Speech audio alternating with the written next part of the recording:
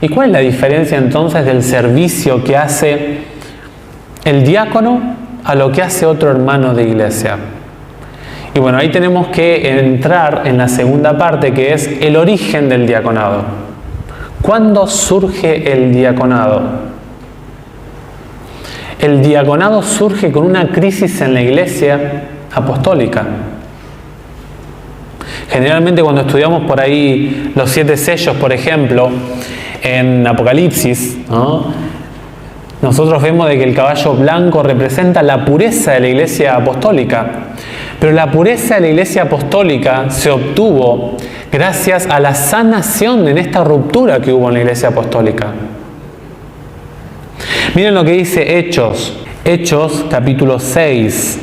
Y la enorme cantidad de teólogos, e inclusive Elena de White, hablan de que el inicio del diaconado está en Hechos 6. En Hechos 6 se origina el diaconado. Nosotros vemos acá en el origen del diaconado la importancia y también parte de la función del diácono. Debemos recordar que el fundamento de la iglesia dado por Cristo fueron los apóstoles. Los apóstoles fueron el centro de la base en la iglesia cristiana. Y la cabeza es Cristo Jesús. Eso está en Efesios 2, 19 y 20. Y el Señor Jesús le dijo algo a Pedro, le dio autoridad. Le dijo: todo lo que ates en la tierra será atado en el cielo, y todo lo que desates en la tierra será desatado en el cielo. Allí en Mateo 16. O sea que la autoridad que recibió la iglesia por medio de los apóstoles se manifestó en la organización y en la erección de la iglesia cristiana primitiva. En ellos se revela la vida y la organización de la iglesia cristiana. En Efesios 4, ahora volvemos a Hechos 6, no se vayan de allí. En Efesios 4, versículo 8, nosotros vemos de que el Señor Jesús, dice la Biblia, entregó dones. Y la Biblia dice que hay diferentes dones que el Señor ha dado. Dice allí Efesios 4, 8, por lo cual dice: subiendo a lo alto, llevó cautiva la cautividad y dio dones a los hombres. Uno de los dones iniciales en la iglesia fue el apostolado. El apóstol es una persona que pasó tiempo con Cristo, que pasó todo el ministerio de Jesús escuchando sus palabras directamente. Hoy en día, vieron que en las iglesias por ahí evangélicas se llama el apóstol. Bueno, los apóstoles como oficio, como palabra técnica, no existe. Si quieren investigar un poquito las condiciones para ser un apóstol, está en Hechos 1. En Hechos 1 está la muerte de Judas y la inclusión de un nuevo apóstol. Cuando se elige un nuevo apóstol, se ponen las condiciones. No cualquiera podía ser apóstol. Por lo tanto, cuando miramos nosotros en la Biblia el don del apostolado, hoy en día no existen apóstoles. El oficio, el nombre técnico de apóstolos no existe. El término de enviado se puede emplear para un aspecto espiritual más que todo. Pero la condición central de ser apóstol es estar en la presencia del Señor Jesús. Y hoy en día nosotros no escuchamos directamente al Señor Jesús. El ministerio terrenal de Cristo ya culminó. Y la Biblia dice que a los apóstoles, Dios, Cristo Jesús, les encargó la mantención de su iglesia. La iglesia estaba sostenida en los apóstoles, recibieron la autoridad del Señor Jesús. Y los apóstoles se enfrentaron a una crisis. Hubo una crisis en la iglesia cristiana. Y es muy importante este quiebre, porque si Si ustedes leen el capítulo 9 de los Hechos de los Apóstoles, se titula Los 7 diáconos, van a ver ustedes que Elena G. de White explica de que Satanás quería destruir a la iglesia cristiana. Si miramos, por ejemplo, en el capítulo 2, del 38 en adelante, dice la Biblia que estaban unidos, vendían sus propiedades, no había pobres, dice el capítulo 4, los versículos 32 al 35. Satanás quería destruir a la iglesia cristiana. Él decía, si siguen con esta unidad, no voy a poder atacar a la iglesia del Señor Jesús. Y la Biblia dice que la iglesia cristiana empezó a crecer y a crecer y a crecer tanto que hubo un aspecto de la diaconía, y ahí aparece la palabra, de la administración diaria que se descuidó. Y acá está la crisis en la iglesia cristiana.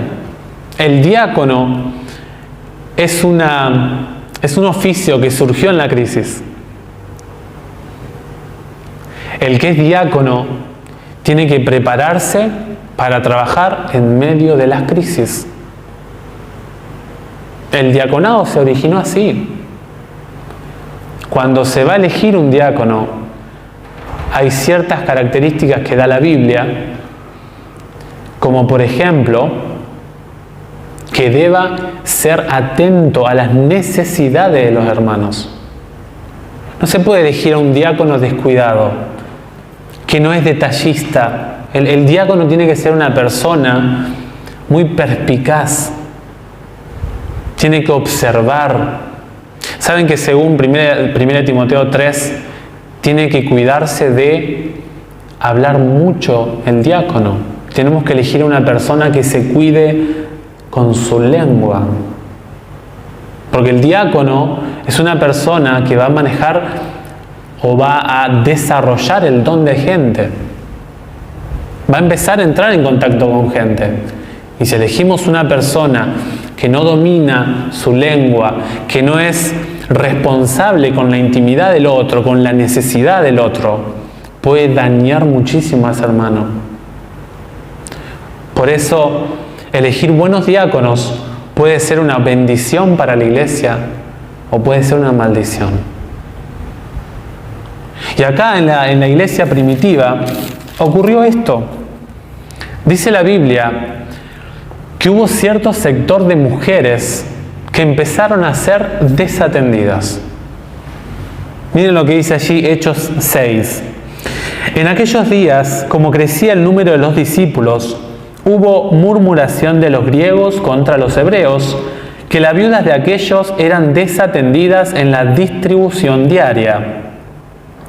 Entonces los 12 convocaron a la multitud de los discípulos y dijeron: no es justo que nosotros dejemos la palabra de Dios para servir a las mesas.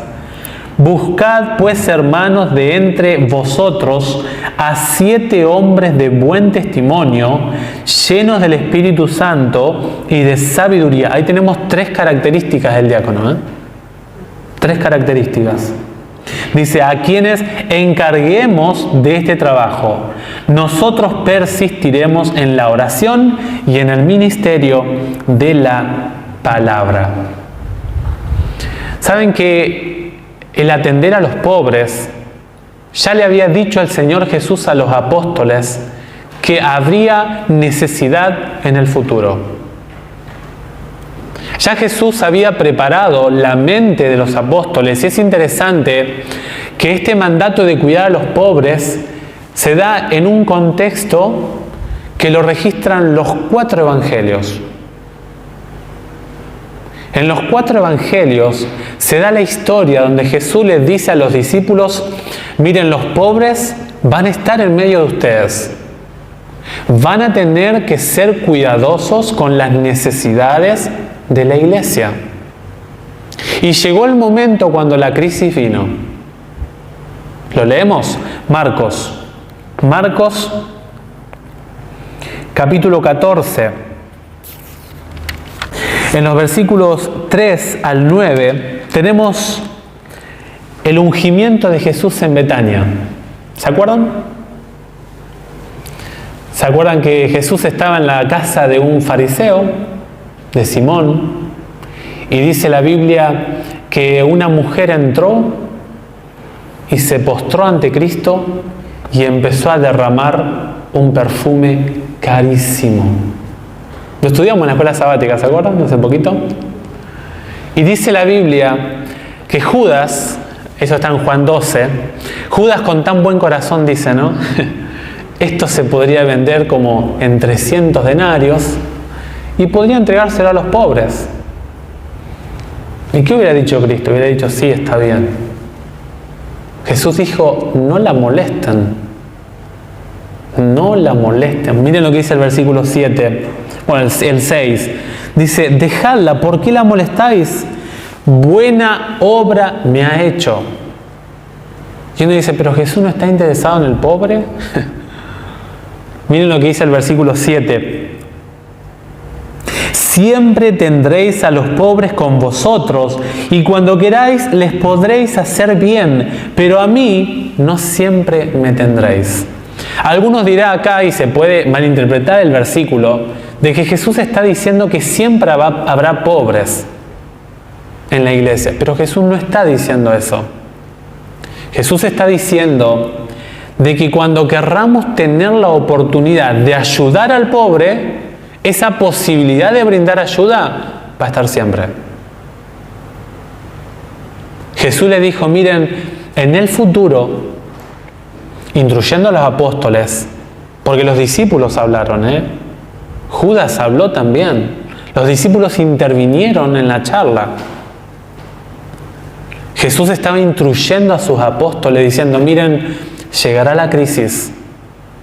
Llegará la crisis cuando van a tener que pensar en cómo van a cuidar a los pobres.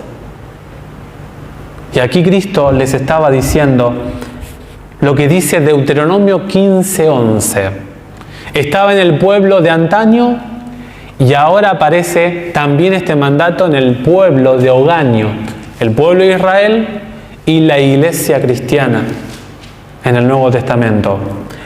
Dice Deuteronomio 15:11, porque no faltarán menesterosos en medio de la tierra.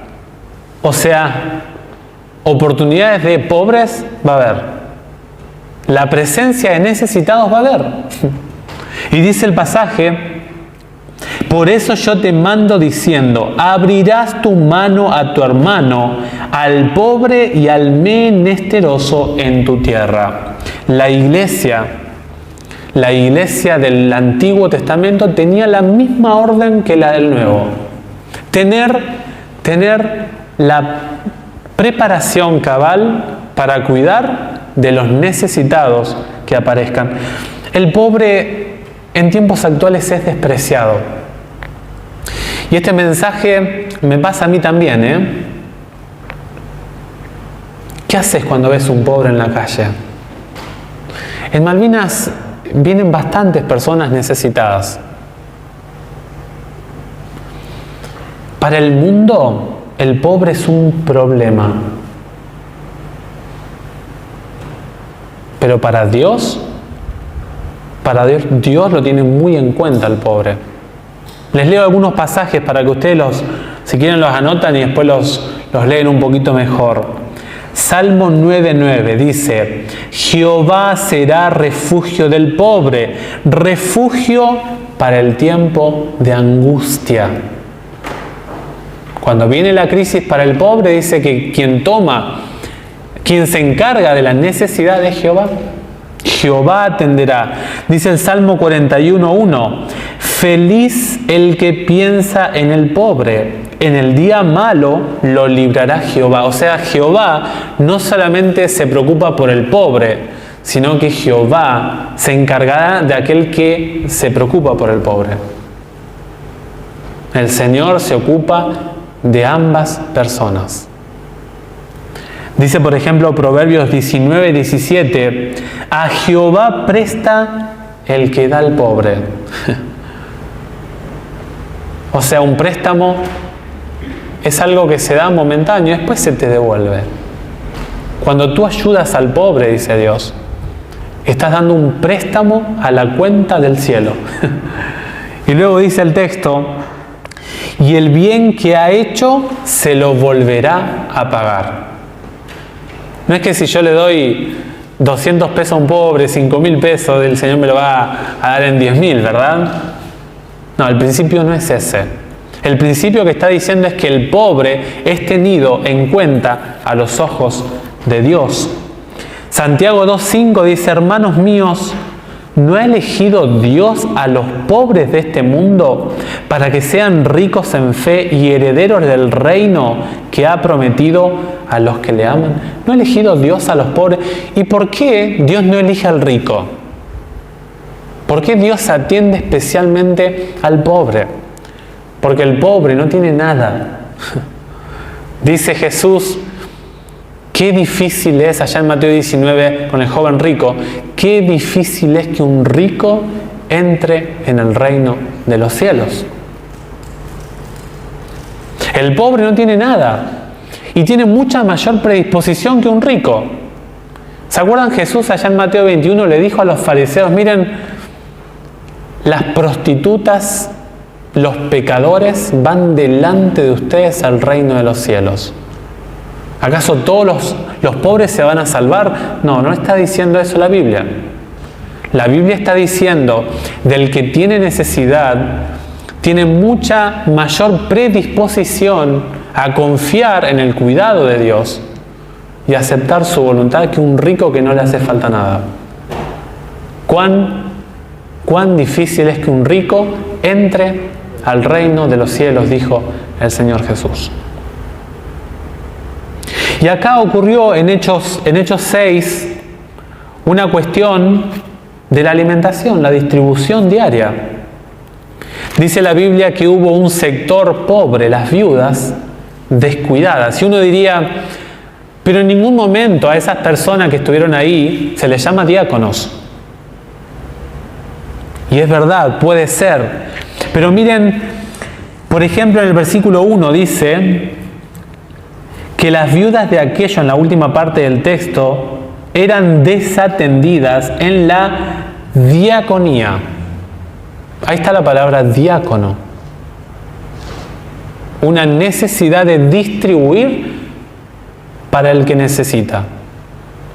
Dice ahí, por ejemplo, en el versículo 2, dice, entonces los 12 convocaron a la multitud de los discípulos y dijeron, no es justo, no es justo.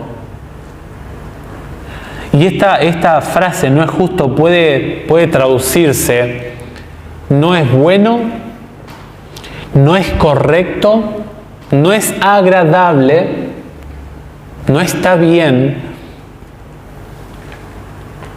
que nosotros dejemos la palabra de Dios para servir. Ahí aparece nuevamente la palabra diakonein en infinitivo, la palabra servir a las mesas. Una necesidad material y hay una ocupación espiritual. Tenían dos opciones los apóstoles: o bajaban el ritmo a la predicación y a la oración y se dedicaban ellos a la necesidad que había surgido, o encomendaban el trabajo, delegaban el trabajo. Y este texto uno puede decir, pero Cristo no dejó los diáconos. Los apóstoles lo levantaron por autoridad de ellos, pero Cristo no lo dejó. Bueno, nosotros ya vemos en Marcos 14 de que el Señor Jesús dijo que iban a venir pobres y que iba a existir la posibilidad de atenderlos a ellos también.